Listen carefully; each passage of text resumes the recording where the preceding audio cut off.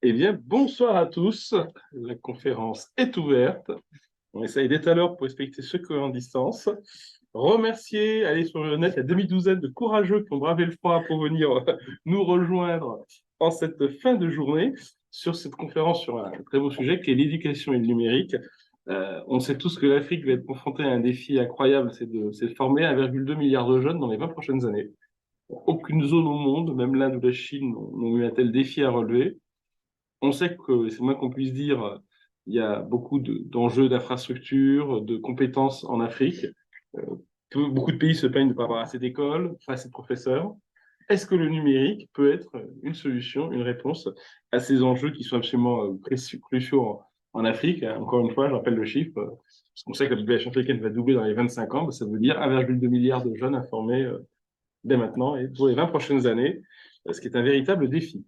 Alors, pour aborder ce sujet, nous avons trois intervenants. Alors, j'excuse le quatrième qui ne pouvait pas être là. C'était Jean-Noël Tron, qui est le directeur général du CNED, qui a été convoqué ce matin même par Olivier Bèche, ministre délégué du commerce extérieur, mais pile à la même heure. Donc, on a eu de la concurrence.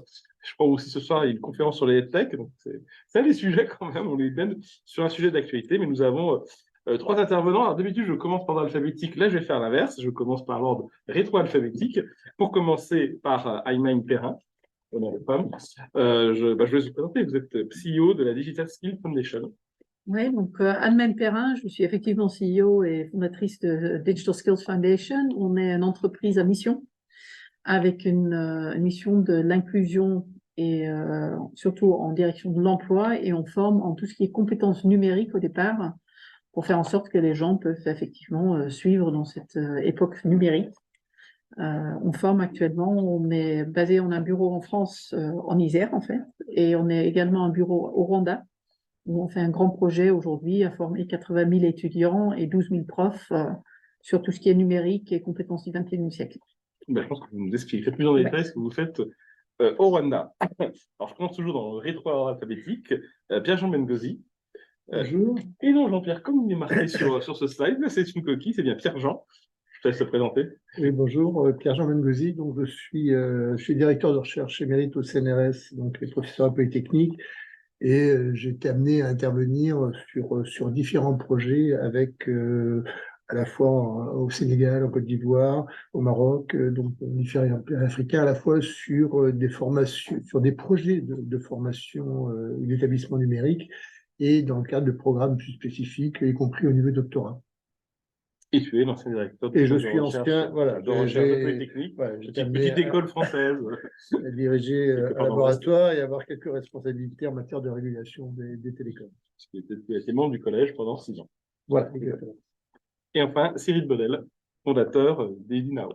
Bonsoir. Moi, je suis fondateur et cofondateur et dirigeant d'Edunao. Notre métier, c'est de fournir des campus numériques à des organisations scolaires, d'enseignement supérieur, de formation professionnelle et de services publics et ONG.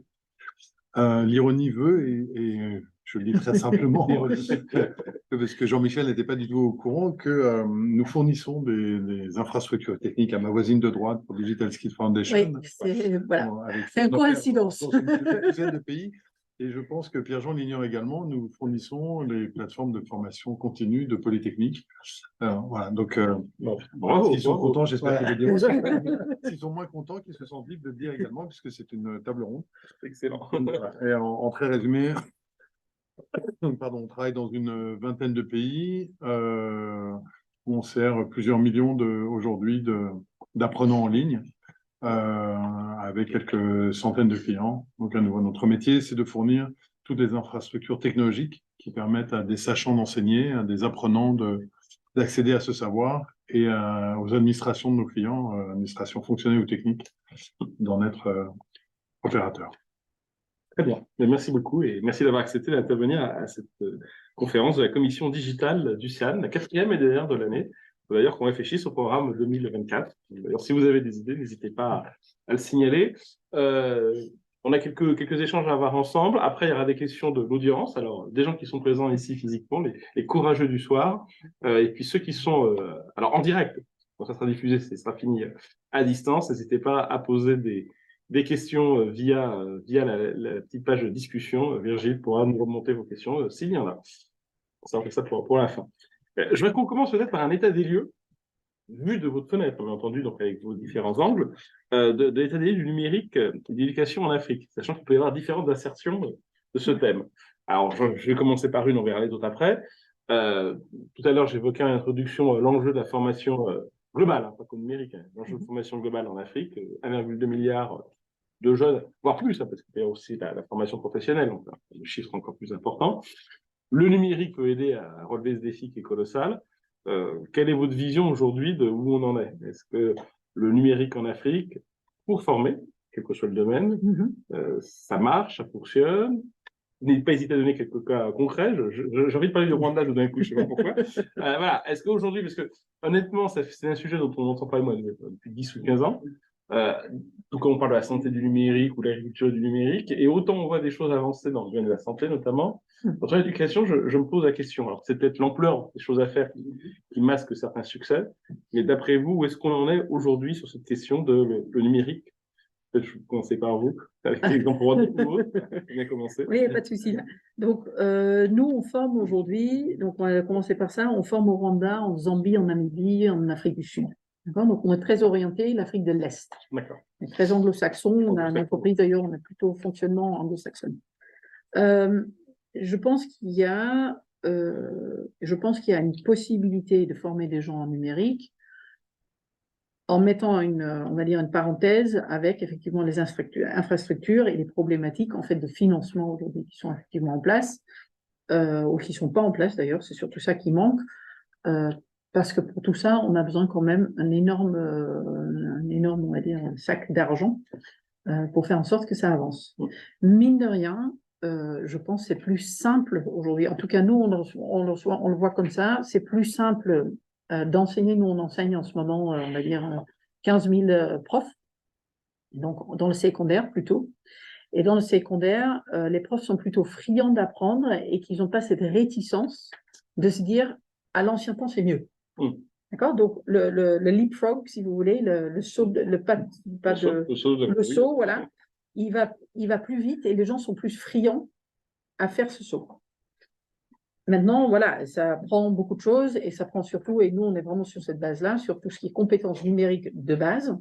C'est-à-dire, on donne aujourd'hui de partout des ordinateurs à tout le monde, hein, parce que c'est important d'avoir un ordinateur. Mais on ne sait pas s'en servir. Et quand je dis je ne sais pas m'en servir, c'est que limite, je ne sais pas l'ouvrir, je ne sais pas taper sur une clavier, mais je suis censée quand même d'enseigner avec cette merveilleuse chose qui est censée de révolutionner ma classe et que tout le monde sait faire. Ce qui n'est pas le cas. Donc il y a un énorme saut de formation. Vous formez des professeurs ou vous formez aussi des étudiants? Les deux, on fait les deux. On forme actuellement 80 000 étudiants en phase pilote le Rwanda. Donc, nous, on appelle ça un phase pilote parce que ça a vocation, en fait, de s'étendre au pays.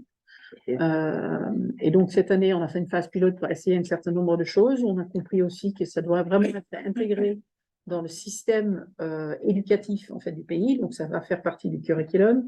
Ça fait partie pour les profs de la formation obligatoire à passer pour les profs, etc. Et on parle de quel niveau? Primaire, secondaire? Secondaire. Donc, nous, on forme à partir de 15 ans et les adultes, voilà, à partir de 15 ans et au-dessus. Le but là-dedans, c'est vraiment de faire une sorte d'intégration et de faire une étape d'apprentissage de comment je me sers de ces outils, mais surtout aussi, et surtout le Rwanda là-dessus est extra, moi j'aime bien, ils ont cette vision, je veux changer ma classe pour faire préparer en fait ces enfants à réfléchir par eux-mêmes. Alors, l'éducation globale n'est pas faite pour. Aujourd'hui, on a un prof qui parle, il dit que c'est très beau et tout ça. Moi, j'appelle ça, je crache le cours. On a une bonne note, à part pour un certain niveau, et le reste, en fait, on a une bonne note et on passe. C'est pas le but aujourd'hui de l'éducation, parce qu'on a besoin de préparer ces gamins à devenir un peu plus analytiques, un peu plus résoudre les problèmes, etc. Donc, je pense que là-dedans, on a un vrai sujet aujourd'hui de changement de pédagogie, etc., qui est à la fois simple et pas simple. Il peut se faire à l'échelle avec le digital, mais qui est compliqué dans la culture africaine. Parce que la culture africaine, mine de rien, la partie que quelque part j'aime bien aussi, on respecte l'aîné, on respecte la sagesse. Et donc, ce côté inverser une classe et dire qu'un gamin lit ça mieux qu'un prof, déjà en France, c'est une catastrophe. Donc, je vous cache pas qu'au Rwanda, c'est pareil, c'est pas simple. Et ça marche quand même, au Oui, Rwanda? ça marche. Mais alors, Ça la marche. deuxième question, ça marche, mais est-ce que c'est pas parce que c'est le Rwanda, on sait que sur le numérique, il est un peu plus en avance que d'autres pays? Oui et non, en fait. Oui, le numérique est en avance parce qu'ils ont un gouvernement qui est très focalisé et qui a un vrai KPI et que ça fonctionne. Ils ont un gouvernement qui est en place, qui est bon, avec des ministres qui savent de quoi ils parlent. Mais même la Zambie et même la Namibie, et surtout la Namibie aujourd'hui, je trouve que la transformation de la classe, le retour des profs, ce qu'ils arrivent à mettre en place dans les classes par rapport à même ce qu'ils ont eu mes gamins, on va dire, et qui sont un peu plus âgés maintenant, je trouve que c'est assez impressionnant, ouais. À un temps très court, parce que nous, on fait une formation sur 6 mois, 8 mois, et l'année d'après, on a un retour en disant, mais on intègre les choses dans les cours, on réfléchit, on commence à utiliser les Google, etc. Donc oui, il y a des choses. Maintenant, en revenant sur votre, on va dire, votre état des lieux, je pense que la plus grosse problématique pour moi, c'est vraiment donc tout ce qui est outils, donc c'est-à-dire les ordinateurs, les classes, l'accès, donc la connectivité qui est excessivement chère aujourd'hui encore, les réseaux qui commencent à couvrir quand même l'Afrique. Hein. On a Starlink, on a les MTN, les RTL, tout ça c'est en place. Mais ça a un coût. Et ce coût, en fait, pour un prof qui gagne 200 € par mois, ben, ça devient compliqué, quoi. Donc, Thierry, je comprends que vous intervenez dans une vingtaine de pays. Quel est votre état des lieux un peu général aujourd'hui Mais au risque de l'hétérodoxie, je pense que les problèmes sont les mêmes au Rwanda et en France, et dans la plupart des pays où nous opérons. C'est-à-dire que la transformation numérique des organisations est encore en devenir à beaucoup d'égards. Nous, on adresse 3 sujets, et à nouveau, on considère qu'on est des cols bleus des technologies d'apprentissage. On fait en sorte que ça marche, que ce soit utile. Et donc, il y a 3 vrais sujets. Le premier sujet, c'est l'adoption des outils qu'on met à la disposition des sachants, des professeurs ou des formateurs. C'est-à-dire que s'ils ne peuvent pas s'approprier les outils, si les ingénieurs pédagogiques, les professeurs, les formateurs ne se sentent pas à l'aise avec les outils, ben, ils ne vont pas mettre leurs cours en ligne, très simplement, ou utiliser des cours qui auraient été édités par d'autres. Le deuxième sujet, c'est l'engagement. C'est-à-dire qu'une fois qu'un cours est en ligne, il faut s'assurer que les apprenants sont mobilisés. Et donc, je ne sais pas qui nous écoutant a déjà suivi des cours en ligne, mais c'est assez facile de décrocher, comme de n'importe quelle vidéo sur YouTube ou ailleurs. Et donc, cette scénarisation pédagogique, elle doit être pensée, cet engagement de l'apprenant, il doit être construit, et il est absolument critique pour conduire jusqu'à l'achèvement des formations. Ensuite, le troisième entrant, le troisième acteur de ces plateformes, ce sont les organisations qui sont nos clients. Donc là, il y en a 2 exemples autour de cette table, mais plus largement, il faut que la valeur, c'est-à-dire la valeur, la propriété intellectuelle, au sens académique du terme, au sens de reconnaissance professionnelle, dispensée par ces organisations, est une valeur de marché. Autrement dit, je suis une formation parce que je vais avoir un certificat ou un diplôme, et celui-ci doit me permettre de trouver un travail. Et c'est bien plus vrai dans certaines régions que dans d'autres. Et à nouveau, cette régionalisation, elle peut exister même à l'intérieur de la France. C'est-à-dire que l'Île-de-France est en plein emploi des cadres. Donc, une formation pour des cadres à destination de franciliens, elle a une valeur relative moindre que dans des régions où il y a moins d'emplois, et on peut faire le même parallèle dans un certain nombre de pays. Alors, j'entends la comparaison de dire Rwanda, c'est comme en France, mais on sait quand même que l'utilisation du numérique en Afrique, c'est plus compliqué. Quand il y a eu la crise, c'était 3 ans du Covid, ça, toutes les études l'ont montré, il y a eu un véritable décrochage, notamment sur les populations dites présentes, formées, qui ne sont pas retournées à l'école. Pourtant, dans très peu de pays, on fait des vrais confinements, hein, mais que 3 sur 50 ans. Et on a eu un effondrement de la scolarisation des jeunes à cause du Covid et à cause des conséquences économiques et sociales. Et on pense qu'on a perdu 20 ans sur cette scolarisation. Et une des raisons, c'est que les écoles au niveau local n'avaient pas les infrastructures pour pouvoir faire du distanciel comme on a fait en France. Mais Non, non, précisément pas. Je regrette que Jean-Noël Tron, Huguenin, ne soit pas avec nous ce soir. Mais On me refera l'année prochaine. non, mais le propos, très simplement, c'est que même on a pu voir autour de nous des familles qui ont été engagées, d'autres moins, des familles qui ont été mobilisées, d'autres moins, des établissements qui étaient équipés, des professeurs qui étaient mobilisés ou pas. Je connais des professeurs, j'ai des confrères qui m'ont dit, j'ai 3 enfants dans 3 écoles différentes et j'ai l'impression que c'est pas le même programme en France, et c'est pas les mêmes outils en France. Donc, entre eux, des écoles privées, publiques, soutenues ou pas, avec des chefs d'établissement, et c'est pas du tout pour les incriminer, qui connaissent le sujet ou pas, cette maturité numérique, elle ne se déclare pas. Et c'est ce qui a été remarquablement fait par Digital Skills Foundation au Rwanda, où ça a été rendu public, c'est que ils ont accompagné tout le monde, du ministre, enfin de la ministre en l'occurrence, des technologies, jusqu'aux formateurs de formateurs sur le terrain. Et en ce qui nous concerne, on fournit des infrastructures qui peuvent tourner sur des réseaux qui fonctionnent bien, ou de manière locale, avec des micro-serveurs, je ne vais pas rentrer dans les détails qui seraient un peu fastidieux, mais pour que ça puisse tourner dans une école reculée dans la brousse. Merci.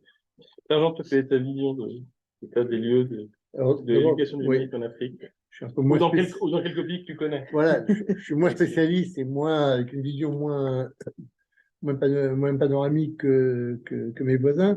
Je partage le diagnostic sur le fait que finalement, je suis pas sûr que les pays africains, par du Rwanda, etc., soient forcément moins en avance qu'en France, voire dans certains cas plus en avance. Je pense qu'il y a une forme de maturité, d'ailleurs, dans ce que disait m'avait dit à l'instant, une maturité qu'on ne retrouve pas forcément au même niveau chez un certain nombre de responsables, d'enseignants ou de décideurs français. Bon, les points qu'on pourrait évoquer, enfin, je construirai un peu la situation. D'abord, il y a des exigences partagées. Les exigences partagées, c'est ce qui est rappelé, c'est le continent le plus jeune qui est en croissance, et en même temps avec le plus faible taux d'accès à l'éducation, un niveau important de chômage. Et par rapport à ça, il y a quand même pour moi plusieurs objectifs et enjeux et une question adressée. La première, c'est est-ce que c'est de la formation au numérique ou est-ce que c'est du numérique comme support de formation? Et je pense que, y compris d'ailleurs dans le début du débat, c'est 2 choses un tout petit peu différentes et qu'il faut aborder différemment, d'une part. D'autre part, est-ce qu'on voit le numérique comme un support et d'aide à l'éducation pour les 1,2 milliard de jeunes qui vont se former dans le procès. Mais il n'y a pas que ça. Je pense que, en tout cas, bon, je le vois aussi avec mes lunettes, qui est plutôt formation supérieure, exécutive, etc. Il y a aussi des formations qui sont des formations professionnalisantes, qui sont sur des secteurs très, très particuliers. Un exemple que j'ai en tête sur la musique ou sur le... ou je ne sais pas, sur l'électricité, etc. Donc, qui sont avec une problématique qui est un peu différente de la problématique un peu généraliste où on enseigne à des classes, etc., avec des générations complètes. Là, on a des modèles et je pense que ça a des conséquences, vous avez compris, je reviendrai après, sur le modèle économique, sur des formations professionnalisantes. On peut imaginer d'avoir des financements qui ne soient plus simplement des financements publics, mais qui peuvent être des financements d'entreprise pour former un certain nombre de métiers, de cadres, de professions, etc. On a eu l'exemple. En France, tu rappelais tout à l'heure, mais là, tout ça dit à l'ARCEP, au moment du déploiement du plan très haut débit et du plan de la fibre, on s'est aperçu qu'il manquait quelques dizaines de milliers de gens qui puissent être à même de faire des soudures, de dérouler du câble, etc. Et la filière s'est prise en charge pour former un certain nombre de personnes. Puis le troisième point, c'est dans cette formation, il y a la question de la diplomation. Et je pense que c'est encore une autre question, c'est-à-dire le numérique comme accès à des diplômes, y compris à des diplômes reconnus, des diplômes y compris fournis à l'international, etc., auxquels on peut avoir accès grâce à du numérique. Et puis, le dernier point, c'est les questions d'aménagement territoriaux. C'est-à-dire qu'effectivement, si on ne fait pas des pays à prendre globalement, la situation dans les villes ou dans les zones rurales ne sont pas les mêmes, à la fois par la qualité des enseignants ou des écoles, et puis par la qualité de la connectivité et de l'accès même au support. Enfin, vous l'avez évoqué, ça. Donc, il y a tous ces aspects-là. Moi, voilà, c'est un peu les points. Et le dernier point que j'aimerais souligner, c'est que au-delà des enjeux, j'en ai évoqué certains. Il y a la question des coûts de l'enseignement sur cet état des lieux. C'est-à-dire que le numérique est aussi une manière de repenser complètement le modèle économique ou les modèles de financement de l'enseignement, même sur les formations exécutives ou doctorales, j'ai développé. Le fait de, même en faisant payer des billets, par exemple, fournis localement, ça évite d'avoir à aller en Europe, aux États-Unis, avec des coûts à la fois d'inscription dans les établissements, mais aussi d'hébergement, de vie sur place, etc. Et même si on s'appuie sur la famille, sur une diaspora, etc. Il y a des économies d'échelle que permettent les formations numériques. Économies d'échelle parce que les mêmes cours peuvent être dépliqués de façon beaucoup plus large que sur du présentiel direct. Et puis, il y a des suppressions, on pourra en parler tout à l'heure sur les innovations, des suppressions de coûts fixes de locaux, de construction d'établissements, etc. Donc, ça me semble aussi un aspect important qui est rarement évoqué, ou en tout cas pas directement, qui est que tout le modèle économique de la formation et de l'éducation est en train aussi d'être bouleversé, et pas simplement les modalités d'accès ou la nature des cours. Merci, Bertrand. En fait, effectivement, ma question était d'abord, dans un premier temps, plutôt le numérique pour aider à la formation en général. Mais il est clair que dans ça, il y a une sous-catégorie, une catégorie à part, c'est en plus former au métier du numérique. Ah. Et j'irai même un cran au-delà, c'est former au métier. Alors, si on regarde l'enseignement ou supérieur professionnalisant, former au métier du numérique, je crois que je crois que c'est l'ONU qui avait dit qu'il manquait 20 millions de développeurs dans le monde, dont 6 millions en Afrique. C'est quand même un chiffre assez important. Et puis aussi, sur des populations pas professionnalisantes, mais plus jeunes, voire moins jeunes, tout ce qui est la sensibilisation à l'usage du numérique dans la vie quotidienne. Cette alphabétisation numérique, comme on dit. Où est-ce qu'on en est sur cette partie-là, selon vous? Alors, je pense qu'il y a deux choses. Je pense que sur la partie école, revoir l'école dans sa globalité, on va dire, et au niveau coût, je pense que c'est un sujet qui est très touchy et qui est très compliqué à mener. Et je vois ça avec la Banque mondiale aujourd'hui, je vois ça avec tous les bailleurs. Dès qu'on soulève l'éducation sans les classes, voilà, ça devient une sorte de... C'est quand même compliqué pour eux. Oui, c'est même tabou. Et en même temps, il faut juste mettre ça en tête aussi, c'est qu'aujourd'hui, l'école a un rôle social comme en France, mais un petit peu moins. Aujourd'hui, en Afrique, les gens, en Rwanda, je prends le Rwanda, il y a beaucoup de gens qui travaillent encore dans les champs. Les gamins sont à l'école. Autrement, qu'est-ce qu'on fait de ces gamins? Donc, toutes ces choses-là sont quand même à garder en tête parce qu'on ne peut pas les mettre n'importe où. Donc, sur l'état numérique, ou sur la partie, on disait, des codeurs, de la numérisation, en fait, effectivement, il y a deux aspects. Je prends le Rwanda parce que c'est ce que je connais le mieux et c'est où je vis actuellement. On a une partie où on dit qu'on veut que toute la société soit digitalisée. Et quand à dire que je vais mettre un e-government en place, je vais mettre un système pour la santé en place, l'agriculture, etc. Mais pour cela, j'ai besoin de former mes gens, au total, mes citoyens en fait, au digital. Et pas au digital, j'ai pas besoin d'Excel pour quelqu'un qui vend au marché, mais par exemple au Rwanda, j'ai Momo. Momo, c'est le téléphone, c'est le mobile money, et on fait tout avec ça. Aujourd'hui, c'est sur du 2G, ce serait bien de passer en 4G, parce qu'aujourd'hui, on est quand même avec un 9 touches, on peut le faire. Comment on fait avancer une société au digital? Il y a un moment donné, il faut effectivement passer aux smartphones, etc. Il y a donc un système en place avec, par exemple, MTN, avec RTL qui a fait un super boulot là-dedans, où aujourd'hui, on finance des smartphones pour des gens, en fait, pour qu'ils puissent les utiliser. D'accord? Ça, c'est la première chose. Il faut savoir, quand on donne, par exemple, un smartphone, le lendemain, il est vendu parce qu'on l'a échangé contre un vélo, parce que c'est quand même plus utile. D'accord? Donc, il y a tout un écosystème qui est quand même compliqué là-dedans, et même dans l'éducation. Après, donc, et ça, c'est soutenu par le gouvernement, par ce qu'on appelle les digital ambassadors, qu'on forme, etc. Et à côté de ça, il y a une vraie vision, on va dire, mais l'Afrique, moi je parle de l'Afrique de l'Est du coup, on a besoin des codeurs, on a besoin des développeurs, on a besoin des IT engineers qui savent entretenir des serveurs, etc. Parce que c'est vraiment ce qui manque aujourd'hui. Mais on ne peut pas aujourd'hui attendre de l'Afrique, qui ont quand même aujourd'hui une lacune quelque part dans la formation, et surtout dans la base, de former des gens le jour au lendemain pour ça, même dans l'IT, même dans ce que vous voulez. Donc, l'idée, en fait, de commencer petit à petit, de construire ça, on a des gens en Afrique, parce que la diaspora est quand même extrêmement présente, Et il y a beaucoup de gens qui reviennent de l'étranger, au Rwanda particulièrement, qui viennent pour aider, mais on n'a effectivement pas assez de gens. L'idée, par contre, c'est de construire petit à petit avec des trajectoires et qui ne prennent pas forcément l'exemple sur la France, etc., mais qui sont en train de construire leur histoire quelque part et de voir comment on peut embrayer tout ça ensemble. Très clair. Cyril, votre vision sur justement former au métier du numérique en Afrique On aura peut-être l'occasion ou au d'en numérique parler. global d'ailleurs. Alors, je pense qu'il y a il y a un objet aujourd'hui technologique qui est en train de disrupter un certain nombre de pratiques et qui adresse les deux sujets en l'occurrence, les outils pour apprendre, les outils numériques pour apprendre et l'apprentissage du numérique. Je veux parler d'intelligence artificielle. Je sais qu'avec la moitié de nos clients, on a commencé par des POC, des preuves de concept, sur des périmètres plus ou moins grands, sur des disciplines, des composants d'université, des universités d'entreprise, des organismes de formation, etc. Bref, aujourd'hui, on engage des versions bêta, on va dire, des tests d'assistance à la création de cours qui vont jusqu'à l'adaptation dans une langue locale de cours.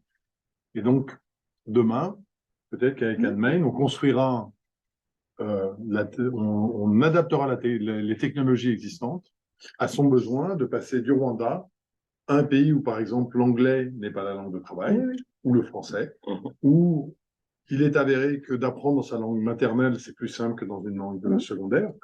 Et donc, ce sera des outils d'assistance à la création de contenu pédagogique, au sens large, que ce soit pour des primo-apprenants ou des apprenants déjà en situation professionnelle. Le deuxième sujet, c'est l'assistance à l'apprentissage. Et aujourd'hui, on a des outils qui fonctionnent très très bien. L'équivalent connu, ce serait un chatbot commercial, mais ce sont des tuteurs en ligne qui permettent une expérience qui n'est plus ni synchrone, c'est-à-dire en temps réel, ni asynchrone, c'est-à-dire à la rediffusion, le replay de quelque chose, mais synchronisé. C'est-à-dire que je vis une expérience synchrone, mais mon interlocuteur, c'est une machine. Mais je n'ai pas forcément besoin d'un tuteur pour lui dire « Je n'ai pas compris ce que voulait dire HTML. Est-ce que tu peux m'expliquer autrement ?» Aujourd'hui, des outils d'intelligence artificielle peuvent répondre à cette question de manière structurée, simple, préhensible. Et si j'ai toujours pas compris, je peux dire « J'ai toujours pas compris. Et on va me réexpliquer autrement. » Et ça peut me donner des outils de pratique, d'entraînement, avant de passer un examen. Ce qui m'amène à l'autre aspect qui est souvent un peu mis de côté, je trouve, c'est les outils de certification. Aujourd'hui, cet aplanissement de la hiérarchie de l'apprentissage qui fait qu'à 80 ans, je peux réapprendre le théorème de Pythagore sur YouTube, et à 12 ans, si je suis une tête bien faite, je peux apprendre un programme de terminale, va rendre plus saillant que jamais tous les jalons de certification qui vont me donner accès soit à des niveaux académiques supérieurs si je le souhaite, ou de formation supérieure si je le souhaite, soit à nouveau un emploi. Et donc je pense que il y a vraiment une commoditisation qui va s'opérer dans les années qui viennent sur un certain nombre de contenus et de pratiques d'apprentissage, qui va valoriser des systèmes d'examination ou de certification qui vont être repensés parce que les étudiants sont pas plus sots que n'importe qui d'autre. Et donc aujourd'hui, le principal sujet de l'écriture libre, c'est est-ce que je suis en train de corriger ChatGPT ou l'étudiant que j'ai interrogé? Et donc, il y aura des nouveaux protocoles d'examen. Et enfin, si on veut aller jusqu'au bout, l'intelligence artificielle, pour ceux d'entre vous qui sont dans des entreprises qui font appel aux technologies, aujourd'hui, elle produit du code. C'est-à-dire que je peux demander à ChatGPT de me faire un formulaire d'inscription en ligne pour une entreprise. Je n'ai plus besoin de développeurs. Et ChatGPT va me fournir jusqu'à l'interface en front. Et je vais pouvoir lui demander un connecteur à un système autre. À nouveau, je ne vais pas rentrer dans les détails techniques, c'est pas l'objet. Ce que je suis en train de dire, c'est que il y a un glissement des glissements qui sont en train de s'opérer qui impactent les outils, les jalons de validation et l'objectif final, de maturité numérique ou académique des gens à qui c'est adressé. Si je peux juste, en fait, le but global, en fait, le but final, quelque part pour l'éducation, c'est d'avoir un emploi. Ouais. D'avoir un emploi ou une façon de, on va dire, de gagner sa croûte pour financer sa famille, etc., etc. Il faut savoir que dans l'éducation aujourd'hui en Afrique, 10% du secondaire part dans l'université. Ouais. Le reste, en fait, part ailleurs, dont 70% dans l'informel. Ouais. Ça fait quand même beaucoup, hein. Et donc, je pense que la clé pour moi, en tout cas en Afrique, c'est comment on peut capter ces 90% des gamins pour qu'ils sont capables de petit à petit apprendre par eux-mêmes et de s'instruire. Au Kenya, ça se passe pas trop mal. Au Rwanda, c'est plus compliqué aujourd'hui. Ils n'ont pas cette notion d'apprentissage par eux-mêmes, comme on l'a pas, par exemple, en France, hein. C'est, on va à l'école, on récupère l'info, et après, c'est bon. Ils n'ont pas cette curiosité. Les Kenyans, par exemple, est plus curieux déjà. Le Sud-Af, c'est pareil, il est plus curieux déjà. Mais ça dépend vraiment du système. Mais je pense, pour moi, en tout cas, ce que je vois comme vrai challenge aujourd'hui, c'est comment on capte cette jeunesse avant qu'ils sortent de l'école, du système, pour qu'on puisse en faire quelque chose. Parce qu'on a une vraie problématique. Moi, je vois le Libéria, je ne connais pas trop mal. J'ai mon directeur partenariat qui est de là-bas. Et entre autres, on a une énorme jeunesse qui est aujourd'hui en échec scolaire, hein. Même en France, on a un certain nombre de gamins qui sont quand même en échec scolaire. Qu'est-ce qu'on fait de ces gamins? Qu'est-ce qu'on fait pour qu'ils puissent quand même avoir accès à quelque chose? Donc ici en France, on a Open Classrooms, on a pas mal de trucs qui existent pour des gamins qui ne sont pas encore dans le système. Mais qu'est-ce qu'on fait en Afrique avec ces gamins qui ont besoin d'apprendre quelque chose? Et donc nous, entre autres, on intervient là-dessus avec des partenaires comme KEPSAT, par exemple, qui sont au Kenya, donc c'est le Private Sector Alliance, donc c'est l'équivalent du MEDEF ici, et qui sont vraiment en train de travailler là-dessus parce que c'est quelque part une richesse pour les entreprises. Si on peut ces capter là, ces gamins, pour pouvoir les rentrer petit à petit dans le système, hors système scolaire.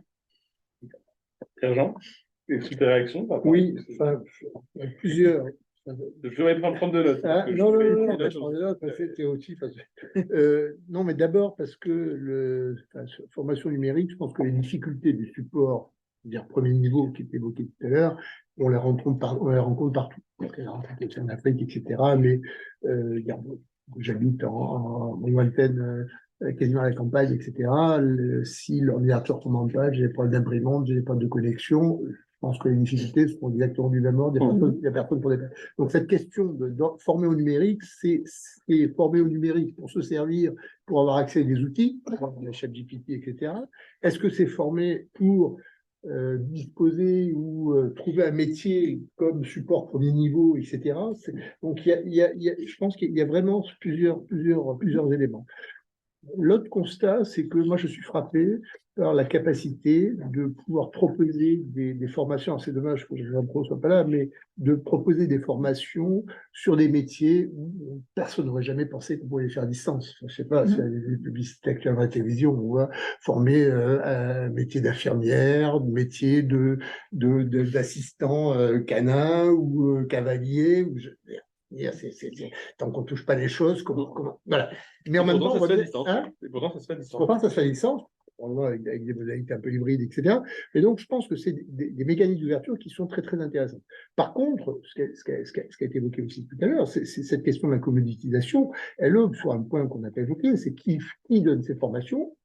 Est-ce que c'est des formations qui sont créées localement? Mais si vous prenez un exemple comme la Khan Academy, qui montre que finalement, on peut apprendre la science avec quelqu'un qui en Inde fait des vidéos qui sont diffusées partout dans le monde, etc. Donc, on a une forme d'accès et de risque, en tout cas de désappropriation des modalités d'enseignement classique par des cours qui sont généralistes. Dans le supérieur, on voit très clairement les cours mis en ligne par certaines grandes universités américaines, etc., occidentales, etc., font concurrence directement aux cours qui peuvent être éventuellement fournis sur des universités locales. Donc ça, derrière cette question de la communication, c'est aussi la question de l'internationalisation des supports, alors, qui peut être une opportunité pour des plateformes, parce que ça peut être une opportunité aussi pour avoir des plateformes locales qui agrègent des contenus qu'on va piocher un peu à différents endroits, mais qui peut être aussi un support d'une concurrence un peu brutale entre des établissements qui jouent de leur effet de marque, etc., de leur effet de labellisation, de certification, etc. Je parle du supérieur, mais je pense qu'on risque d'avoir des choses qui percolent aussi sur les autres niveaux. Et puis le troisième point peut-être de constat, qui est aussi suggéré par le débat qu'on a engagé, c'est finalement le métier de prof, le métier de professeur, et le métier d'enseignant et le métier d'intermédiaire. Est-ce que finalement, dans ce qui était décrit autour de l'apprentissage, l'accès de ChatGPT, est-ce que c'est du même prof dont on a besoin? Est-ce que c'est du prof qui enseigne ou est-ce que c'est du prof qui accompagne? Et on voit bien que sur ChatGPT, c'est pas des outils turnkey, c'est pas des outils où il suffit d'appliquer, etc. Le travail de prompt, le travail d'interaction, la capacité de poser les bonnes questions et des bonnes manières de poser cette question, devient important. Est-ce que le rôle du prof, c'est d'enseigner des savoirs, ou est-ce que le rôle du prof, c'est un méta-enseignement de pratique, de manière de se confronter aux nouveaux outils qui arrivent aujourd'hui, parce que de toute façon, le prof qui est en France, aux États-Unis, au Rwanda, etc., il y aura peut-être d'autres profs plus excellents qu'on va pouvoir aller chercher ailleurs sur un secteur particulier. Donc, de toute façon, il sera en concurrence avec d'autres formes de propositions de savoir. Par contre, le travail d'accompagnement, d'engagement, pour reprendre le terme, là, il est non substituable. Voilà un peu les différences. Je voudrais vous proposer d'aborder quelque chose sur des innovations sur ce sujet d'éducation numérique en Afrique. Déjà, est-ce que selon vous, il y a cette sorte des EdTech africains pour l'Afrique qui se développent? Est-ce que vous voyez des acteurs il y a quelques noms qui ont été cités, qui se positionnent donc spécifiquement sur le continent africain? Si je suis cohérent avec ce que j'évoquais tout à l'heure, je pense que la nationalité des opérateurs est un faux sujet. C'est-à-dire que nous, on opère dans une vingtaine de pays.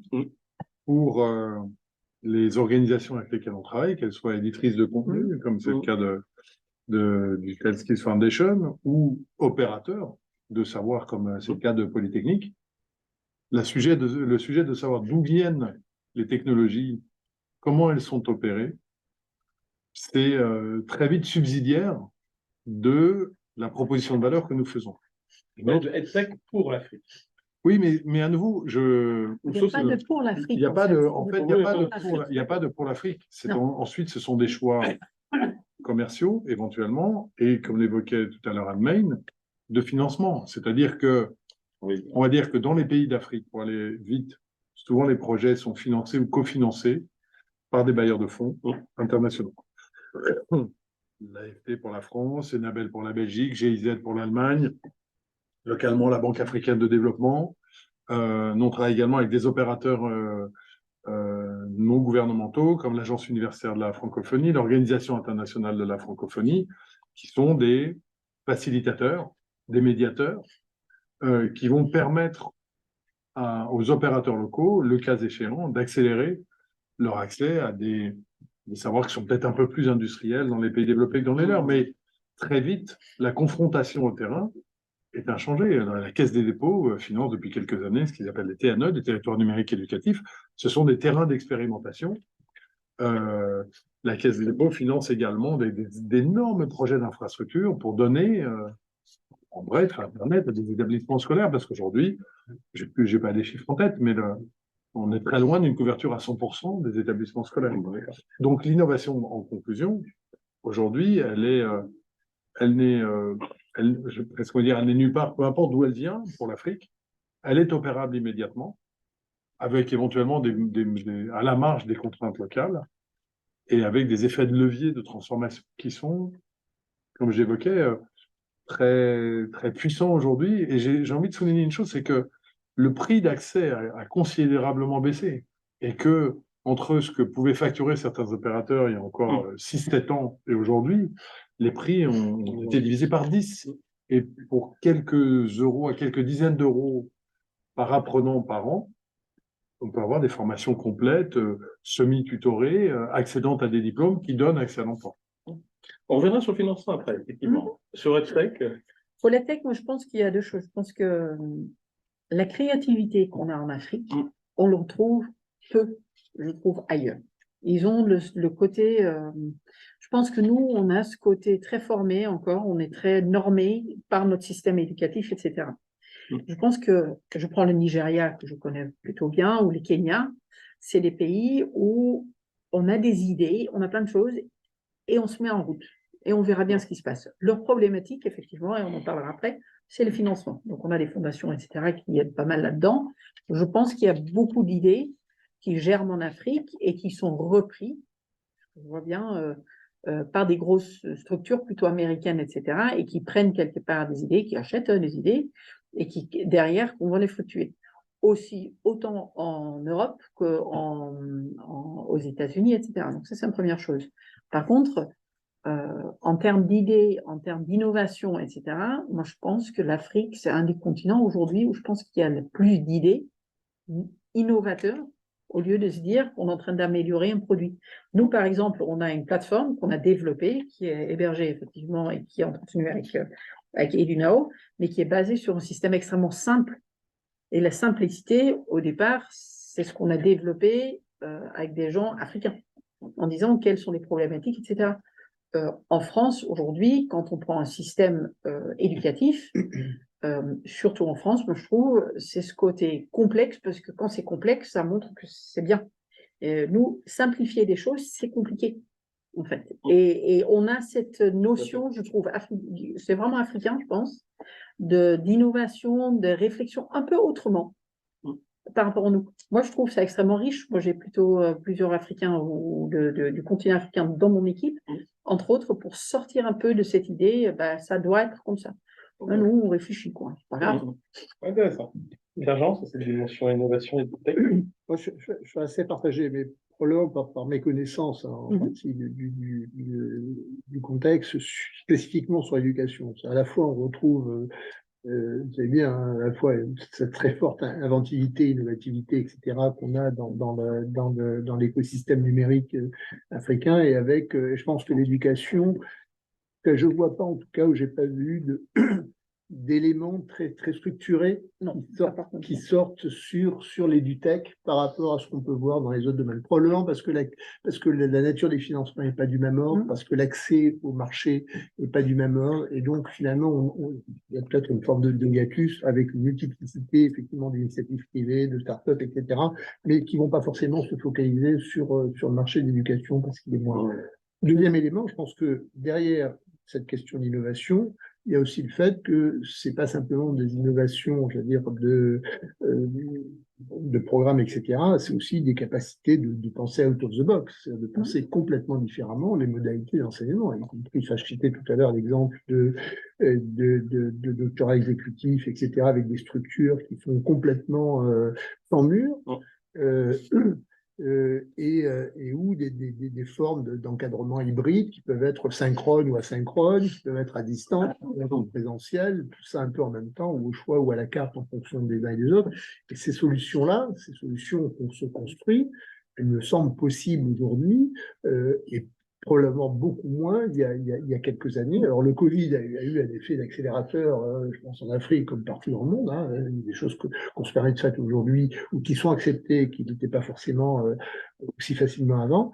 Mais en même temps, je pense qu'il y a aussi une maturation à la fois des outils qui permettent de faire des choses et puis des solutions qui se mettent en place.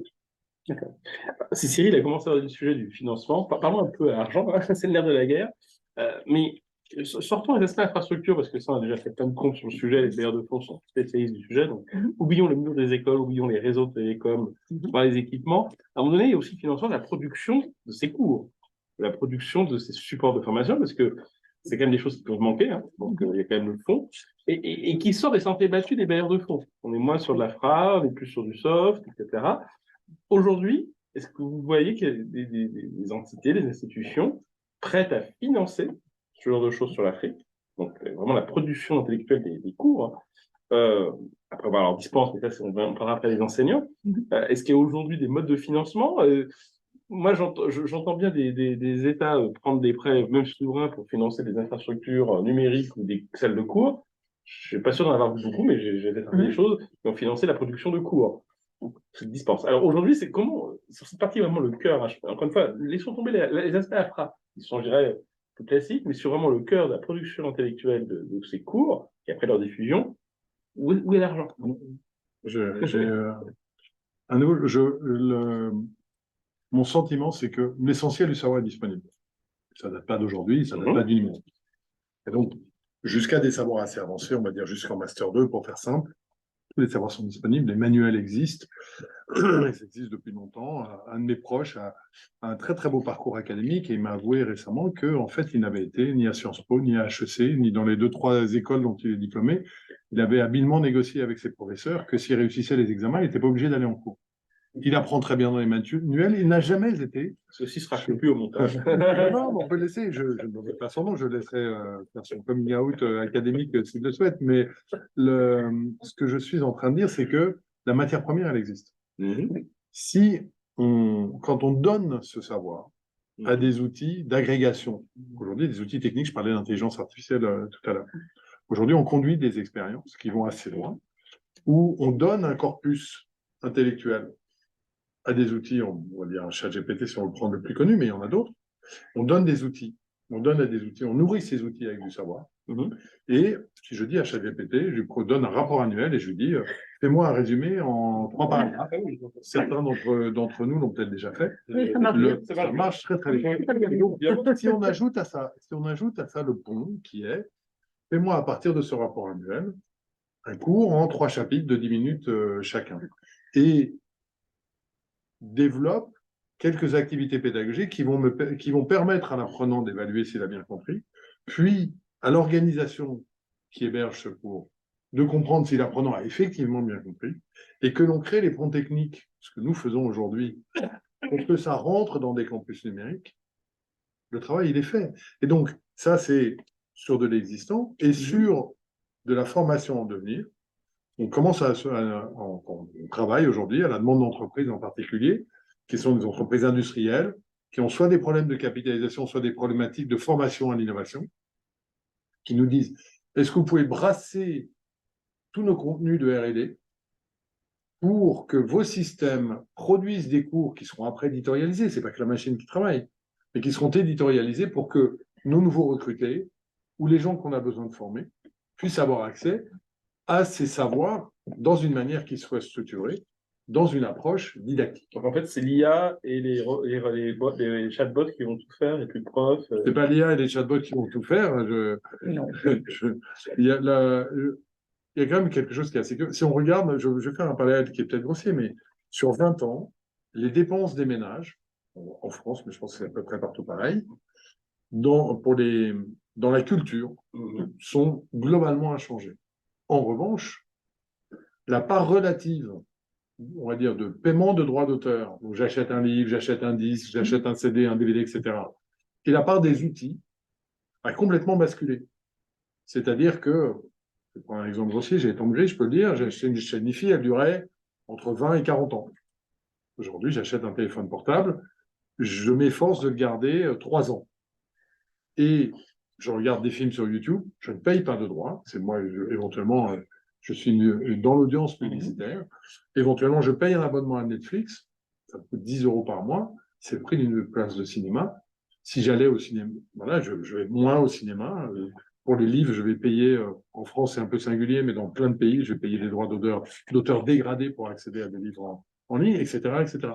Donc, je pense qu'il va y avoir des mutations économiques et des mutations d'accès et des mutations de processus de production qui vont s'opérer. Ça, j'entends, mais à un moment donné, il faut quand même bien produire ces contenus. Donc, Voilà. ça doit être peut-être, pour des raisons ne serait-ce que de langue ou autre, spécialisé au contexte africain. Je mets de revenir sur le sujet. Les dispenser, tout ça, ça a un coût. Et encore une fois, j'enlève les coûts d'infrastructure volontairement. Il y en a. Mais aujourd'hui, est-ce qu'il y a des méthodes innovantes de financement Oui, il y en a. de cela? Oui, il y en a. Il y a des bailleurs de fonds qui financent la création de contenu pour les donner en fait au gouvernement pour que ça les appartient. Donc, dans notre cas, par exemple, précise, nous, en fait, on n'est pas là-dedans parce que c'est nos licences, c'est notre contenu qu'on fait et qu'on fait les choses. D'accord ? Mais effectivement, la GIZ, par exemple, fait ça, entre autres. Après, quand vous parlez de... C'est une forme de don, alors, quelque part. Ah non, mais c'est les dons, c'est très clairement, c'est les dons. c'est pas les fonds, Oubliez les financements, en fait. Quand vous parlez financement prêt, il y a un vrai lien entre j'emprunte et qu'est-ce qui est visible.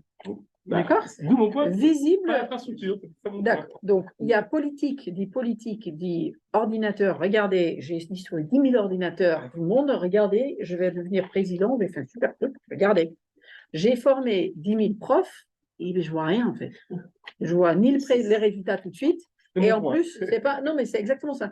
C'est Et d'accord. donc, je pense qu'il y a un parti, mais qui est en train de changer. Et moi, je le vois, en l'occurrence à nouveau avec le Rwanda, on est en train de basculer à ça parce qu'on donne, on a par exemple, on a des exemples, hein, on a One Laptop per Child qui a été fait au C'est Rwanda. MIT qui avait été lancé ça.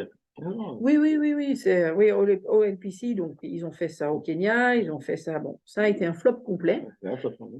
Pourquoi? Pas parce qu'on a donné des ordinateurs à tous les gamins, en fait, parce que ça fonctionne plutôt bien, les classmates, ils étaient bonnes, c'est parce qu'on n'a pas formé nos profs. Mais c'est la même problématique ici. Moi, le jour que moi, je travaillais beaucoup sur les, vous voyez, les trucs comme ça, les smartboards, etc.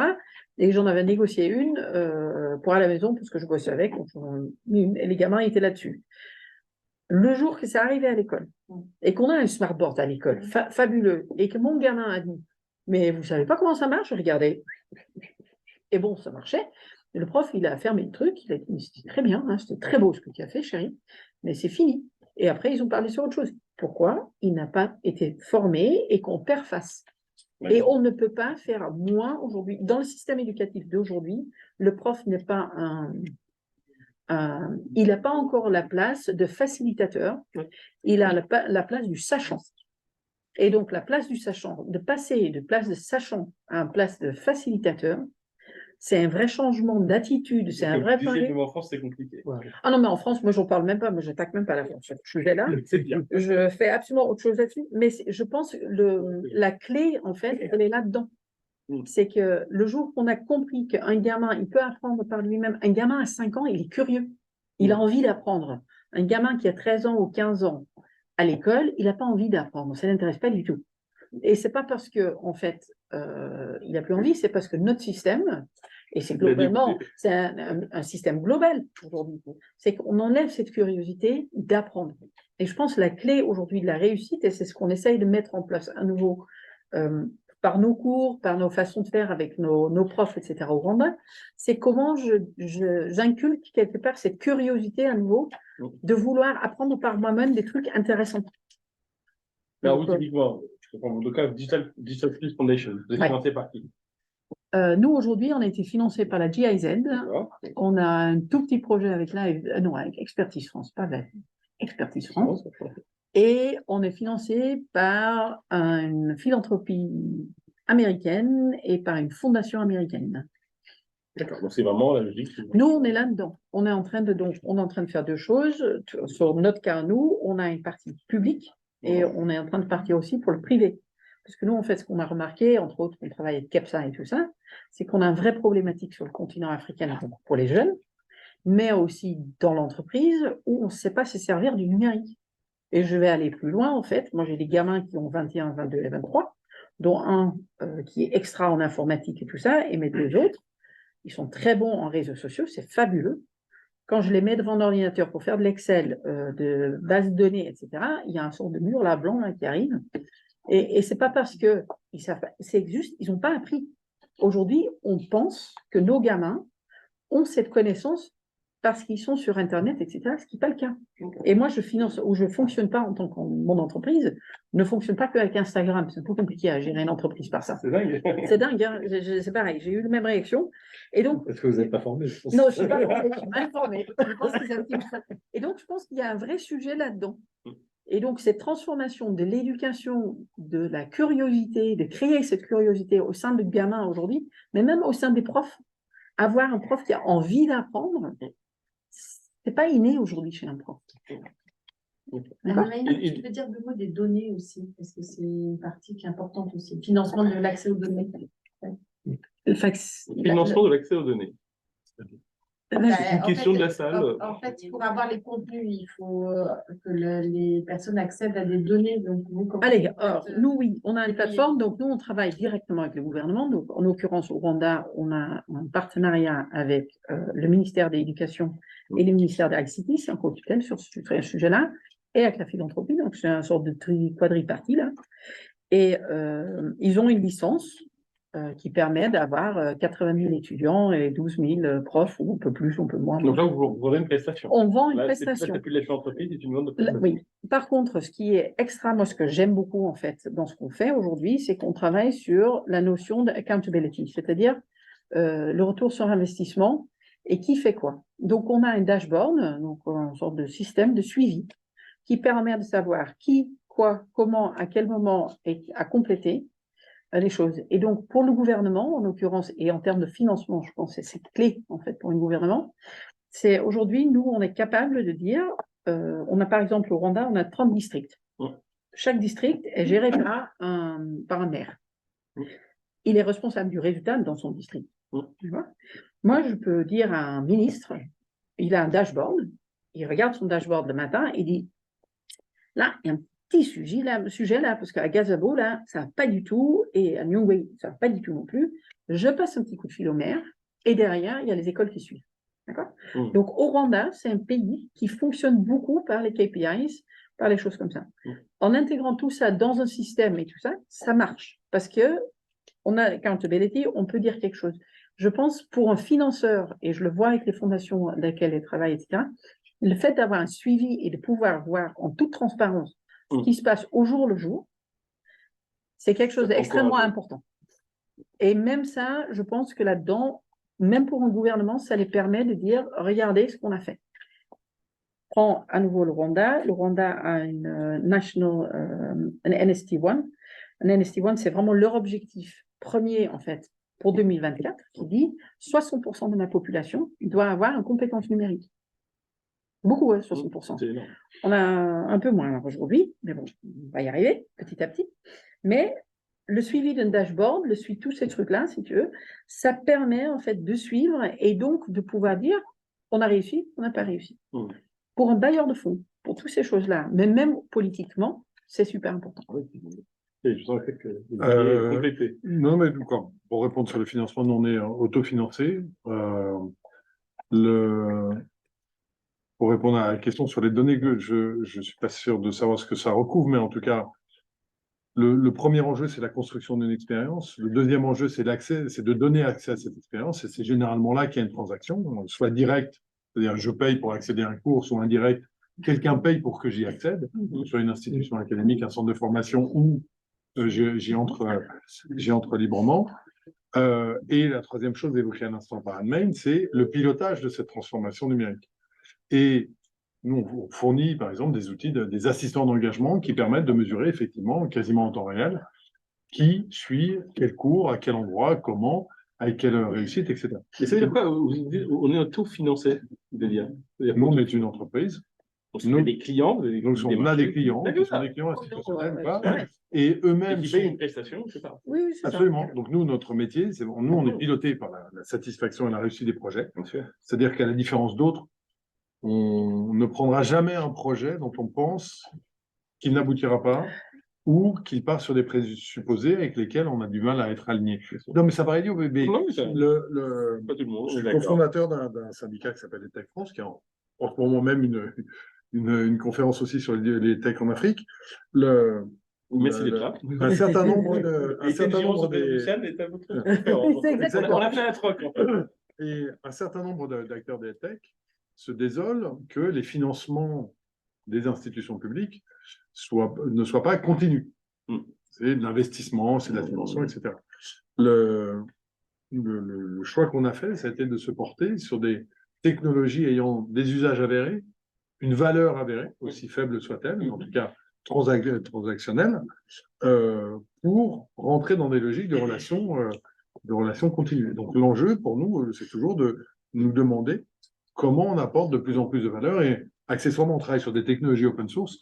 Et j'aime bien citer un de mes confrères qui dit l'open source, ça veut dire entrée gratuite, ça ne veut pas dire bière gratuite. Oui. Et donc nous on fournit Voilà, on fournit la bière, l'animation, les outils d'animation plutôt, puisque l'animation, ce sera des professeurs des organisations. Bien, Jean, sur cette question du financement. Oui, plusieurs points. D'abord, je pense qu'on a vu sur la production de contenu une chute assez considérable du coût de production de contenu par rapport au MOOC qu'on a pu produire il y a quelques années dans la situation actuelle. C'est un point qui est quand même qui est important à garder. La difficulté, elle est d'autant plus grande pour moi qu'on a à la fois sur la production de contenu propre, des contenus propres, mais qui sont en concurrence avec des contenus qui sont gratuits ou déjà gratuits, etc. Parce qu'ils sont sur d'autres plateformes, etc. Donc, il y a déjà une première difficulté qui est, si on veut faire des cours customisés, etc., dans quelle mesure ils n'entrent ou pas en concurrence avec d'autres cours qui, eux, vont rien coûter. Deuxième point, c'est qu'on a une forte créativité des producteurs de contenu. Bon, j'ai aussi travaillé pas mal sur le secteur de la culture, etc. On voit bien dans le domaine de la culture que YouTube, j'ai évoqué, a complètement bouleversé la production audiovisuelle.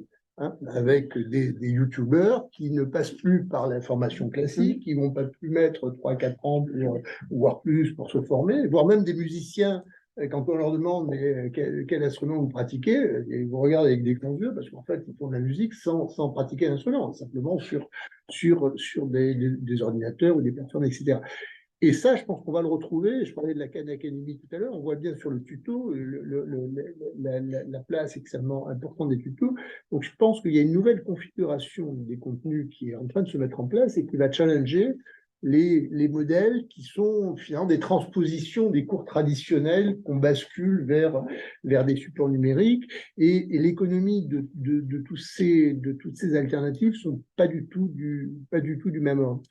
Je pense qu'il faut par ailleurs deux autres points. D'une part, si on regarde toujours l'économie de la culture, tu disais au début, bon, on met de côté l'infra et les contenus.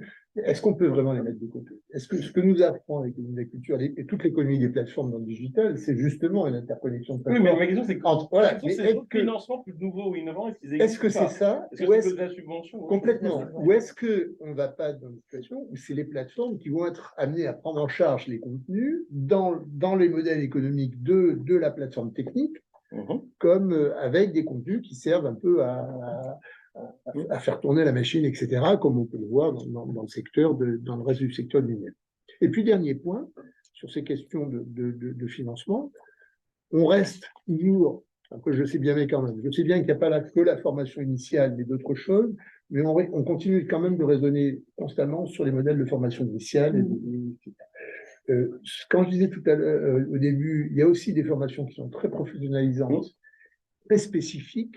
Je pense que les modalités de financement de ces formations professionnalisantes est d'un tout autre ordre que les formations un peu générales mais là, par contre, on peut trouver de l'argent. Oui, tout à fait. C'est exactement ce que je dis. Là, il y a de l'argent.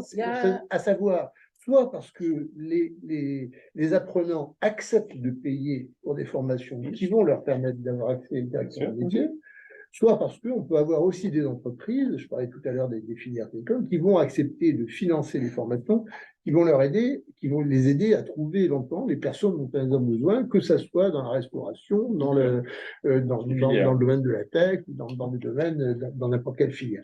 Donc je pense que là aussi, c'est pour ça que ça me semble important de distinguer un peu les deux types de contenus. En fait, le macro-constat que je suis tenté de faire, c'est que s'opèrent des transferts de valeur et qu'il va y avoir des points pivots qu'on va observer. Autrement dit, une entreprise, pour recruter quelqu'un, elle va payer entre 10 et 30% du salaire annuel. Donc, si on prend quelqu'un dans un pays émergent à 200 € par mois, on va dire que le coût de recrutement, c'est entre 200 et 600 €. Si demain, la formation la formation est à, on va dire, un tiers de cette valeur, ça veut dire qu'une entreprise pourra former 3 personnes et recruter la meilleure des 3. Et elle va devenir, de facto, commanditaire à des opérateurs comme Andmain, ou à nous, mais on ne le fera pas seul, on le fera avec des opérateurs comme Andmain ou comme Pierre-Jean avec Polytechnique. On va fournir un service rendu qui est de sourcer des candidats qualifiés à un job pour lequel il y a une demande.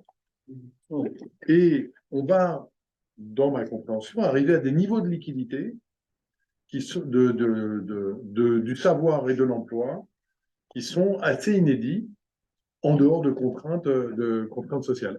Et un exemple que j'ai envie de citer, on a été consulté par un opérateur qui vend des prestations de sous-titrage à des plateformes de streaming comme Netflix. Et en fait, ils utilisent des technologies comme celles que nous utilisons, qu'ils adossent à des annonces d'emploi sur, en l'occurrence, LinkedIn.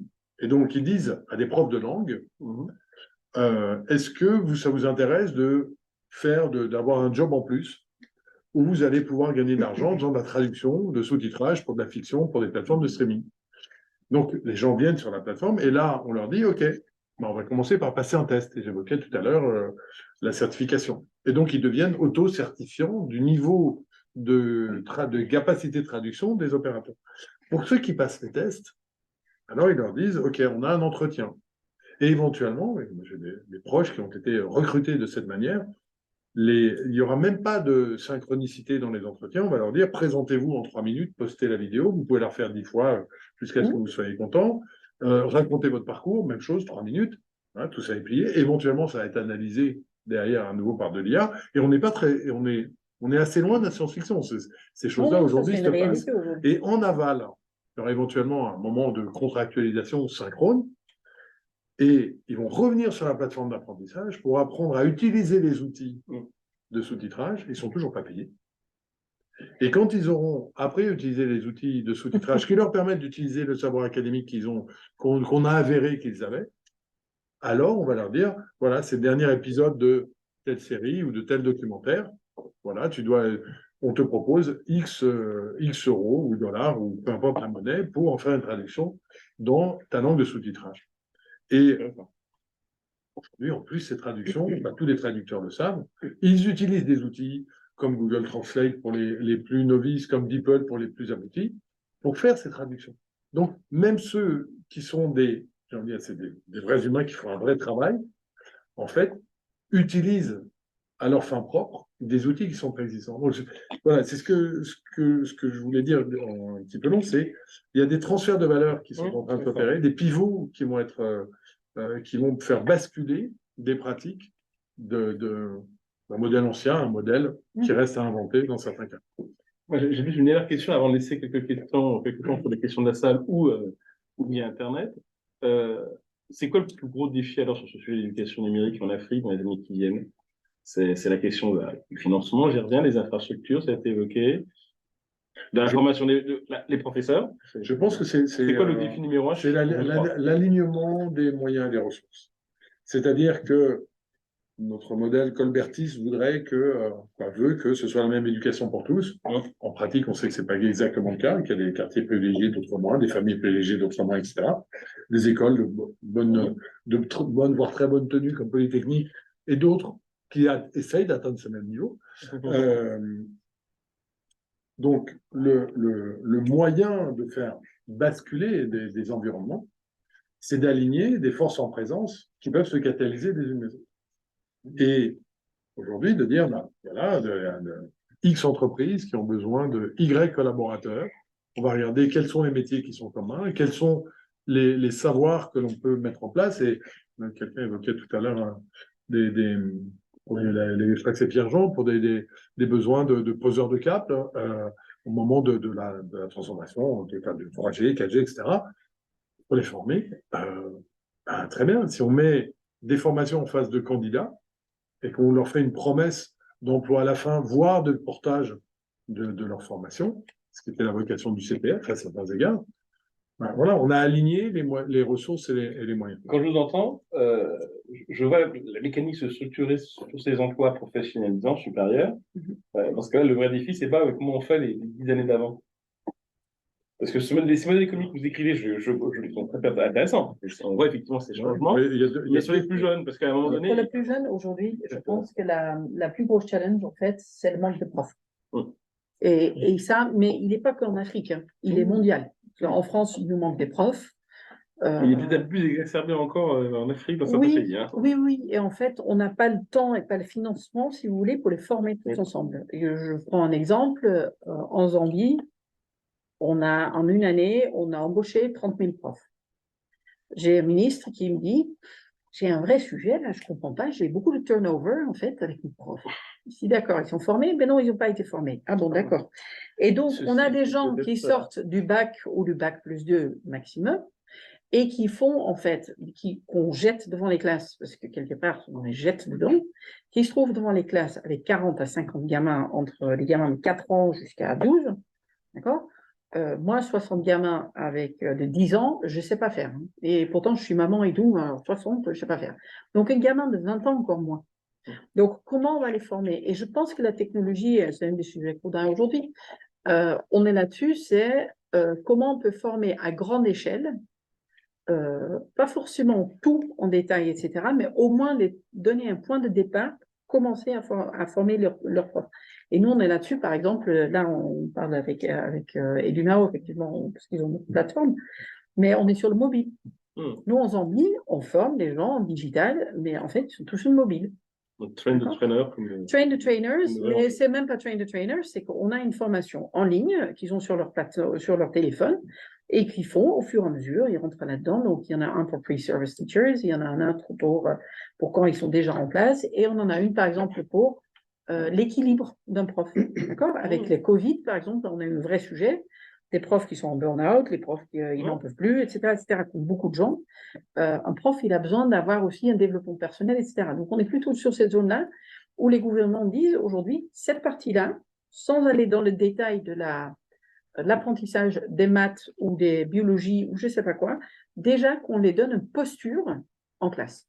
Et ces gens-là qu'on embauche et les 30 000 qu'on jette dans la mare, et qu'on espère qu'ils savent nager tous, en fait, ben, autant qu'on les donne déjà ça pour démarrer. Parce qu'on ne peut pas aujourd'hui en Afrique, et je pense que ce sera la même chose ici, on a encore autre chose avec ce système de concours, mais en Afrique, on ne peut pas former 30 000 profs en une année en physique, dans une école, etc. Et pourtant, on en a besoin. Au Rwanda, on a construit en une année, on a construit 10 000 classes. Vous voyez, 10 000 profs. Et donc, c'est un vrai challenge. C'est pas parce que les gens ne veulent pas venir, c'est pas que les gens ne veulent pas travailler, parce que mine de rien, c'est un métier, on a un argent ou de l'argent qui rentre, mais c'est vraiment un manque aujourd'hui de moyens, et même pas financiers, mais de temps et de capacités, en fait. Pierre-Jean, le défi? Oui, le défi, bon, bien entendu, il y a la formation. Je pense que le défi, il est de sortir des modèles d'enseignement classique. Oui. La formation de masse que vous évoquiez à l'instant, ben on voit bien que avec les 1,2 milliards, on ne va pas s'en sortir. On ne va pas s'en sortir si on reste sur les schémas d'enseignement qui sont. Alors, je pense en plus, moi j'ai plutôt une vision Afrique de l'Ouest qu'Afrique de l'Est, et ça me semble encore plus dramatique sur l'Afrique de l'Ouest, mais parce que bon, on retrouve sur un modèle qui est très, très inspiré de ce qu'on a pu faire en France avec le modèle très, très normé, très, très centralisé. Et je pense qu'on ne peut pas s'en sortir. On parlait tout à l'heure du fait que les profs, est-ce que c'est simplement des sachants ou est-ce que c'est des accompagnateurs d'apprentissage, etc. Moi, il y a une expérience qui m'avait marqué sur une thèse qu'avait fait un de mes doctorants. Alors, c'est en Amérique du Sud, mais une situation à peu près voisine, et dans le domaine de la santé. Mais c'est pas très loin du domaine de l'éducation. C'était sur comment finalement améliorer le traitement des jeunes femmes enceintes pendant leur grossesse, etc. Voilà. Modèle, on va mettre des sages-femmes et tout. Et en fait, problème de personnel, etc. On a fait une expérience en utilisant mais simplement des téléphones 2G pour que les jeunes femmes enceintes échangent entre elles. Et en fait, l'apprentissage communautaire entre les personnes a amélioré tout à fait sensiblement la qualité du suivi de santé, etc. Je pense que sur l'éducation, c'est vraiment entre elles, il n'y avait pas de sage-femme. c'est entre elles. Il y avait un médecin qui était en backup pour éventuellement facilitateur. répondre, voilà, un facilitateur Ouais. pour éventuellement répondre redonner les informations qu'il fallait, etc., sur des aspects plus techniques, etc. Mais la base était quand même les capacités d'échange. Je pense que sur l'éducation, c'est des dimensions qui sont complètement sous-exploitées. Je pense que la capacité de maîtrise des réseaux sociaux, qu'on parlait tout à l'heure, alors bien entendu, on peut se servir d'Insta, etc., pour échanger des photos, tiens, j'ai rencontré un tel, etc., j'ai vu ceci, mais pourquoi pas aussi essayer de l'utiliser parce que ça va faire partie de ces effets de démultiplication. Moi, je suis l'exemple de la formation des traducteurs, on retrouve le même sur l'audiovisuel. Les jeunes, les youtubeurs aujourd'hui, qu'est-ce qui se passe? En fait, ils commencent à faire des vidéos en ligne, etc. Et puis, quand ils commencent à avoir une audience, sur YouTube les repères en disant, écoutez, venez, je vais vous faire une formation spécifique pour vous aider à améliorer la manière de faire, de valoriser, etc. Donc, il y a une forme d'apprentissage individuel et qui s'appuie sur des formes de démultiplication et de transmission qui sont radicalement différentes. Je pense que sur l'éducation, il y a ce mouvement-là vers à la fois l'utilisation des effets de communauté, des réseaux sociaux au service de l'enseignement, etc., qui est probablement aussi un des outils importants et qui permet de sortir de la boîte, à savoir la classe où il y a 25, 30, 40, 50 élèves selon la taille et selon les choses, avec un prof au milieu, et puis on essaie de dupliquer ça sur les modèles en ligne. Ça ne marche pas parce que... Non, ça ne marche pas. Et je pense que la clé pour l'Afrique aujourd'hui, pour moi, c'est dans le smartphone. D'accord? On est en train de parler, et pourtant, moi, je travaille avec les Intel, les Microsoft et tout ça. Là, on est en train de me dire qu'on va mettre des ordinateurs partout. Un, il n'y a pas la capacité mondialement, en fait, pour fournir. Et deux, ça coûte trop cher. D'accord? Donc, le téléphone mobile, aujourd'hui, mine de rien, même si on n'apprend pas tout sur un téléphone mobile, parce que c'est compliqué, il y a une partie qu'on peut sans problème faire par le téléphone mobile et qui est accessible à beaucoup de monde. Et donc, je pense qu'il y a cette partie-là, en parlant de l'éducation, vous voyez, aujourd'hui, c'est TikTok, que moi, je trouve ça une plateforme, je ne sais même pas quoi en faire, là, le chat qui saute toute la journée, je ne comprends pas du tout. Mais il y a une partie, aujourd'hui, qui est en train de se mettre sur l'éducation. Parce qu'il faut garder en tête qu'effectivement, même en Afrique, les gamins, et moi je regarde les miens, c'est que moi, le terme de concentration, le temps de concentration sur un sujet est quand même considérablement réduit aujourd'hui, même en éducation supérieure et tout ça. Et donc, il faut trouver un moyen aussi que les sujets qu'on veut enseigner, la table de Pythagore, etc., que ce soit en 3 minutes, pas en 30 minutes, c'est compliqué à retenir. Mais c'est une réalité aujourd'hui sur le terrain, en Afrique comme ailleurs. C'est comment on peut capter des jeunes, à les rendre curieux, mais deux, en plus, à qui captent en peu de temps. Mais c'est pour ça qu'il faut regarder YouTube. Sur YouTube, on a des tutos où on a des influenceurs sur des matières scientifiques, littéraires, etc., qui ont des succès considérables. Et pas forcément sur le public spécialisé, etc. Donc, il y a des manières d'enseigner, de transmettre, qui émergent et qui sont sous le radar de l'enseignement.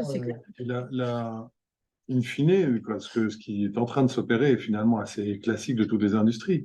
La substitution d'outils est en train d'induire une évolution des expériences. Et que ce soit du passage à l'échelle, et les exemples sont assez nombreux, donc la Khan Academy dont vous parliez tout à l'heure est devenue, selon une grande organisation internationale qui étudie l'éducation, l'outil et le contenu par défaut des écoles pauvres aux États-Unis. C'est contre-intuitif. Un des premiers postes d'engagement de la Fondation Gates aux États-Unis, c'est pour fournir de l'infrastructure aux écoles, parce qu'il y a des zones blanches aux États-Unis, ce qui paraît contre-intuitif à nouveau. Et dernière chose, en post-Covid, il y a eu des migrations aux États-Unis comme ailleurs, et aujourd'hui, il y a des zones, à contrario, qui sont des zones riches, qui n'arrivent plus à recruter des professeurs, puisqu'un professeur des écoles aux États-Unis, il est payé entre 10 et 15 $ de l'heure, et donc, ils ont été repoussés avec l'augmentation de l'immobilier, ils vivent de plus en plus loin, puis à un moment, ils vont pas faire 2 heures de cours pour aller 2 heures de route pour aller enseigner 2 heures. Moi, une des choses qui m'a amené à créer Dunao, c'est il y a une douzaine d'années, j'ai visité des écoles à Madagascar qui étaient soutenues par une association française. Et c'était magnifique, un magnifique travail d'équipement, de construction d'écoles, de recrutement des profs, etc. Et les cours étaient donnés en français. Et au bout de 2 jours, je me suis rendu compte d'un truc absolument épouvantable. C'est que les profs enseignaient en français, parlaient à peine français. Les élèves à qui on enseignait en français parlaient pas du tout français. Donc je me suis dit, que se passe-t-il? Et si je veux aller complètement de l'autre côté de ce que pourraient permettre les technologies, et je ne suis pas du tout un prosélyte, hein, j'aime cette interaction qu'on peut avoir autour d'une table, c'est que ça fait plus de 10 ans qu'il y a des analyses d'images qui permettent de savoir si une audience s'ennuie, c'est-à-dire si la caméra là est peut-être en train de capter toute l'audience qui est devant nous. On va vous donner les résultats juste après. On aura les résultats après pour savoir si on a été... Non, c'est pas sur eux, sur nous. C'est-à-dire, est-ce qu'on a été intéressant? Oui, c'est vrai. Ou est-ce que, pendant que l'un d'entre nous intervenait, voilà. Et donc, cette mesure en temps réel, avec un téléphone, avec un ordinateur ou autre, peut permettre à nouveau de réengager l'apprenant et de lui permettre d'aller au bout de son offre. Il reste 5 minutes et on respecte les horaires. Océane, est-ce qu'il y a, d'abord dans la salle, une ou deux questions? Questions rapides, réponses rapides. Alors, je suis peut-être pas en spécialiste ni d'éducation ni de l'Afrique, mais ça déjà, je pense que Socrate est content d'entendre qu'on va peut-être apprendre les gens à réfléchir plutôt qu'à manger du contenu. La question que moi je me pose, c'est que quand j'ai été à l'école, on avait des formations par module. Maintenant, je vois que l'enseignement, parce que je sors quand même d'un groupe d'enseignement supérieur privé récemment sur leur transformation, on est de plus en plus vers l'hybridation de cours. On va aller suivre le cours Florent pour faire de la formation en communication. On va aller dans une école d'ingénieur pour faire de la stratégie data, en business school pour travailler sur d'autres sujets autour du management. L'évolution aujourd'hui montre, et c'est le C2 d'ailleurs qui a eu une étude qui montre que la durée de vie des compétences générales, c'est 5 ans. Technologique, c'est 2 ans. Et sur l'IT, c'est plutôt 6 à 18 mois. Est-ce que finalement, un des enjeux pour l'Afrique, et c'est vraiment une question de Candide, c'est d'essayer de copier la formation de Colbert avec des socles communs, ou c'est plutôt d'aller vers une espèce de formation continue like avec des certifications, avec des certificats, des formations qu'on va chercher à un moment donné pour développer son employabilité, et finalement de le faire en petite foulée avec quelque chose qui va devenir complètement des intermédiaires. On peut se demander ce que deviendront les coques des écoles en tant que telles. Et si on n'ira pas faire en un certificat au MIT en transformation digitale et une autre formation au gré finalement de ses besoins. Alors, moi, je pense que c'est une super idée. D'accord? Et je fonctionne toujours comme ça parce que j'en viens d'en avoir un qui vient de faire son certification en MIT, là, parce qu'il avait besoin de quelque chose et il voulait avoir un certificat plutôt MIT pour un sujet. Par contre, je pense que l'influence, on va dire, de l'Occident sur l'Afrique, je ne suis pas convaincue. Et en plus, notre façon d'imposer avec les financements, parce que, mine de rien, on dit que ça, on veut le faire, l'Afrique veut le faire. Il y a des expériences qui ont été faites, par exemple, moi je me rappelle George, qui est mon directeur de partenariat, et donc c'est un ancien ministre de l'Éducation, il a fait un super projet au Libéria, ça s'appelle Bridge. Donc c'est un partenariat privé-public, où il a dit, bah, on casse les codes, on va mettre dans les endroits les plus reculés, où j'ai pas de prof, j'ai rien, en fait, c'est vraiment compliqué d'avoir ces gamins-là. Il y a une école, Bridge prend ça en charge, ça coûte 1 euro, 2 euros par jour, et on va enseigner par un facilitateur, donc il a une tablette, et il va donner les cours comme ça au fur et à mesure. Alors, c'est une initiative qui casse les codes. Dès que ça a cassé les codes, en fait, la Banque mondiale a dit, nous, même pas, hein. L'UNESCO est monté au créneau, on a eu le total, Bridge a changé de nom depuis, j'imagine bien le truc. Je pense que c'est extrêmement compliqué aujourd'hui de sortir de ces chantiers déjà prévus comme nous, on pense que c'est mieux. Et c'est nous, en tant qu'Occident, français, américain et tout ça, et qui sont quand même en train d'imposer une certaine vision et une certaine façon de faire pour l'Afrique parce qu'on pense que c'est mieux pour eux. Et on n'est pas encore dans cette phase où ils sont indépendants financièrement, parce qu'ils sont indépendants. Moi, je vois le Rwanda, ils ont une vraie vision pour leur pays et Kagame est vraiment en train de pousser pour que l'Afrique je dirais pas que se libère, parce qu'on n'a pas besoin, mais qu'on sort de ce système de aide et qu'on rentre dans un vrai système de partenariat à réfléchir ensemble pour des solutions. Et je pense que ce sujet-là, je le vois pas évoluer aussi vite que ça. Je pense que l'idée a déjà émergé à beaucoup de chances. Nous, on est plutôt sur l'employabilité. On travaille avec des fondations qui sont là-dessus. Changer l'éducation, la façon, ce qu'on a fait depuis 200 ans hein, ici, je suis pas convaincue que ça va changer aussi vite en Afrique. Mais pas parce que l'Afrique ne veut pas, etc. C'est parce que je pense que l'Europe et les États-Unis sont pas prêtes à lâcher en fait cette influence. Je pense que, oui, pour compléter, Mhm. que suivre un peu la recommandation. D'ailleurs, c'est des initiatives, je veux dire, l'Université de Compiègne, Technologie de Compiègne, créée il y a 40 ans, elle était sur un modèle un peu comme ça. Hein. C'est un modèle où chaque étudiant fait son propre processus, etc. Ça n'a pas réussi à disséminer tout ce que ça. Pourquoi? Je pense qu'il y a des problèmes, on n'en a pas parlé, d'investissement de fonds. On parlait de diplomation au départ, c'est-à-dire d'imposer les standards et de changer les standards. Je vais juste prendre un exemple concret qui est très récent. Je parlais tout à l'heure de la formation en exécutif qu'on fait avec des MBA, où on a beaucoup de managers qui font leur doctorat, donc qui viennent d'Afrique, et qui est certifié par un des organismes de certification qui est en bas pour ce qui est des MBA, mais on vient de demander la certification pour un deuxième gros organisme certificateur américain. Pas anglais. La réponse, c'est un établissement, une institution sans mur, où les profs viennent de différents pays, de Chine, d'Allemagne, de France, d'Italie, d'Espagne, etc., d'Afrique, où les cours se donnent soit localement pendant les modules, soit à distance, etc. Quand les évaluateurs, certificateurs sont venus, qu'est-ce qu'ils ont dit? Ils ont dit, ah bah oui, vous suivez des doctorants, quel est le pourcentage de profs extérieurs et de profs de l'établissement pour encadrer?